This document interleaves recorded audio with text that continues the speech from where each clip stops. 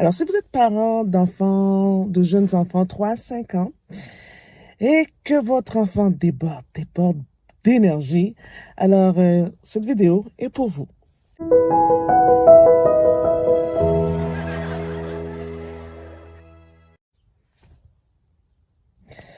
Comment canaliser l'énergie, le trop plein d'énergie de son enfant?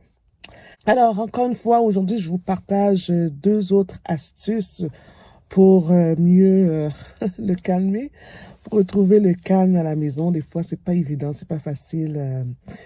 Surtout, il y en a plus qui ont beaucoup plus d'énergie que d'autres.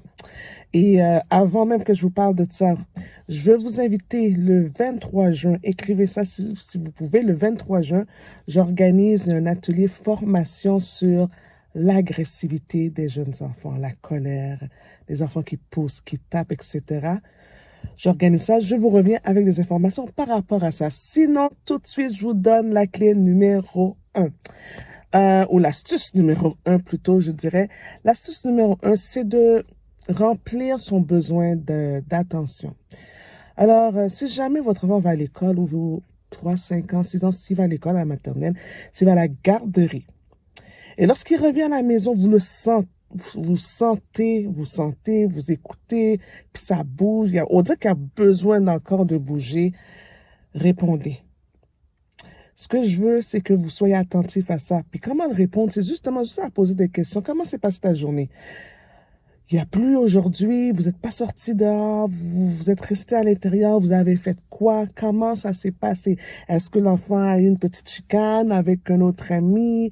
Il s'est bagaillé avec un autre ami? Donc, regardez ça, suivez ça, posez des questions par rapport à ça pour pouvoir répondre mieux justement à ce besoin qui doit sortir, cette énergie qui doit sortir. Deuxième astuce, alors là, je vois que ça n'a pas bien passé, mais qu'il y a besoin, il faut que ça sorte. Donc, à la maison, on n'est pas à l'extérieur, on est à la maison. Qu'est-ce qu'on peut faire qui... Bon, il y a plusieurs choses qu'on peut faire à la maison, mais là, je vais juste vous donner quelques idées. Donc, il faut le faire dépenser l'énergie. Puis pas... il faut que ça bouge, il faut qu'il bouge. Moi, je dis, il faut que son corps, il bat. Tu sais, comme on fait de l'exercice, hein? On fait de l'exercice à un moment donné, le sang, il pompe, mais il faut que ça soit un petit peu la même chose aussi pour l'enfant. Il faut même qu'il transpire aussi. Donc, faites-le danser, des exercices. Si on peut courir quelque part à la maison, dans le sous-sol, je sais pas si c'est possible. Si c'est possible, tant mieux. Sinon, faut qu'il saute. La trampoline, peut-être, trampoline maison, si vous avez ça. Je sais pas, mais faut qu'il bouge, faut que ça... Vous avez compris. Il faut ce petit temps-là pour dépenser de l'énergie et pour revenir à la normale. On en a tous besoin.